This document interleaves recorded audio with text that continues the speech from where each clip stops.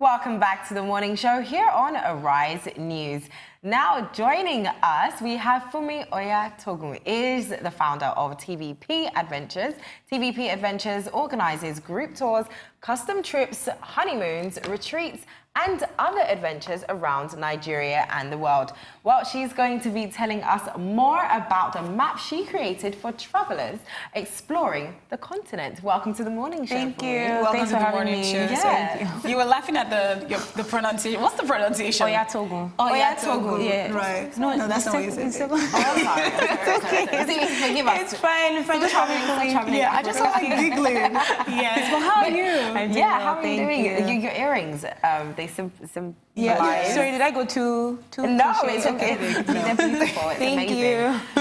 We're really interested in this map that you've created for people trying to explore Africa as a travel destination. Yeah. So tell us about it. So there is a huge gap when it comes to information for people who want to explore the continent. And that's really what the maps are trying to fill, is that gap.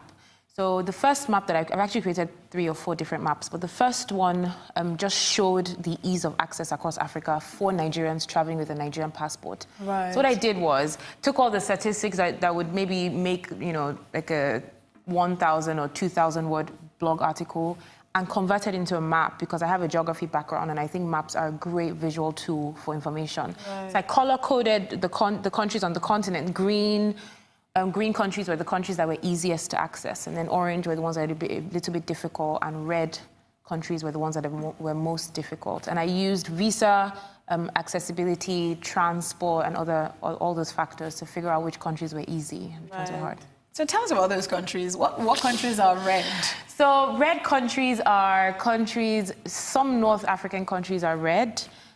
Some actually, I don't know if there's any in, I think there are 1 or 2 countries in West Africa that are red, because there's it's visa-free access for all of West Africa. Many countries on the continent are visa on arrival, but it might take you like 3 or 4 flights to get there. Right. So that that turned the country red. Some countries in Southern Africa, and then for countries that required a full visa application at the embassy, they got a low score when it comes to visa accessibility, versus countries that were visa on arrival or visa-free or e-visas. Right. Now, we saw Ecuador has actually started Yeah. the no visa. Yes. So it's amazing. So how would that actually impact the travel to Ecuador now? Because obviously it's easier for Nigerians to go to Ecuador, but what would you say is in the union of going back and forth between 2 countries? Like, how is this going to help us? I think this is great, because Ecuador is an amazing nature tourism destination to visit. So it's amazing, because a lot of Nigerians are hesitant to visit countries that require a full visa application, except some countries that they're going to go to anyway. Yeah. But, the fact that it has kind of put Ecuador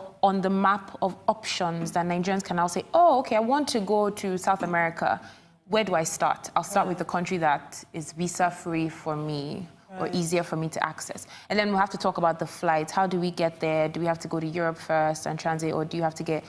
It would be better if there are flights through Europe, because then you don't need a US visa. It would be better if we actually had a national airline. Oh, it'd be like that story for another day. You went there. I mean, we're not expecting direct flights straight from Lagos to the Ecuadorian capital, but, a one-stop option is always better, yes. And we organize tours at TVP Adventures, so we're always looking. Majority of our tours are organized, actually our focus is on Africa, because that's where the biggest gap is, and people just don't know the amazing things. The most beautiful thing I've seen in the world, I saw it in Zimbabwe. Wow. Victoria Falls. Victoria Falls, yes. Yeah. Amazing.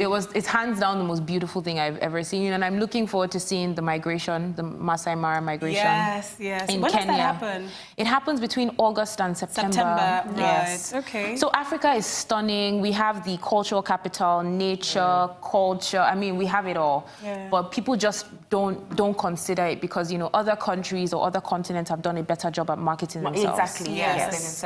So that's what we come in. We're trying to show people. We're not making anything up. We're showing people what already exists and showing them how to get there, which is where TVP Adventures comes in. Right. Because with one click of the button, your entire trip is planned for you. Transportation, accommodation, visas, everything is sorted out. So you don't have to deal with all the moving parts of planning a trip. Right, and this is from Nigeria, obviously, with TVP. But we have companies like Tastemakers, you know, but it's so funny because the owner of, the founder of Tastemakers is not African.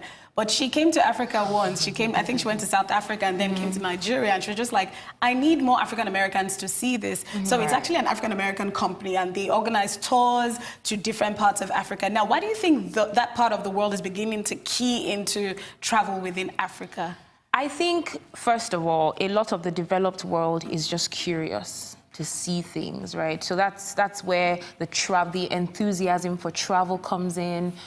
But I think the Black American population especially has a lot to do on the continent because a lot of people are trying to figure out who they are. You know, this is like the generation of identity. Who am I? Where do I come from? Where do my people come from?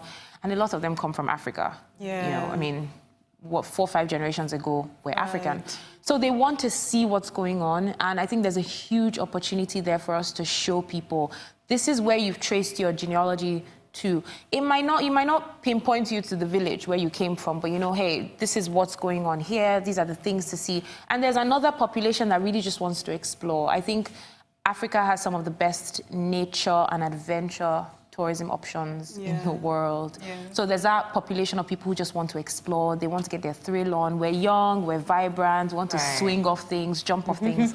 So yeah. Yeah, and it's I mean, I feel like Americans can identify with that and people from the West because they're very nature driven. You know, they're the ones who will go camping and go mountain climbing. I mean, I go mountain climbing occasionally, but it's a thing for them. It's like a cultural thing. But we like our city life to an extent. But see, I don't think any of us was born either, like with, you know, preferences for either.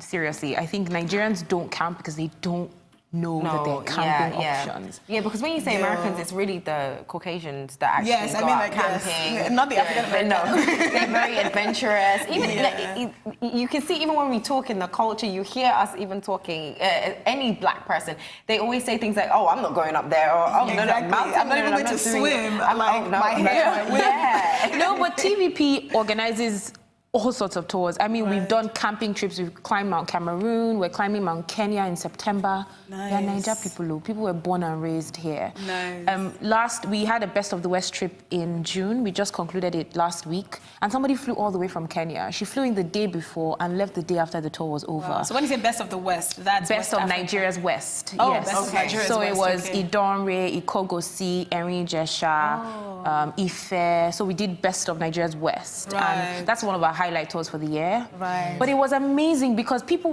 we hiked Erin-Ijesha for 5 hours. That's Erin-Ijesha waterfalls. Yeah, it is. That's Erin-Ijesha. So most people stop. Most people stop at the falls. We keep going for 5 hours. Yeah. And you see farms, you see communities. I mean, did you know that kola nut was orange? It grows orange, fuzzy. You know, we got to see the farm. So it's an amazing experience. And I think when people have that option, then, you know, then we can decide to say, hey, Nigerians like this or don't like this. I think right now, Nigerians just don't know as many of the options that are available. But we're going to go on a break now. When we come back, we'll talk about the security, you know, traveling around Nigeria and traveling around Africa. Funmi Oyatogun will be here with us when we come back. Don't go away.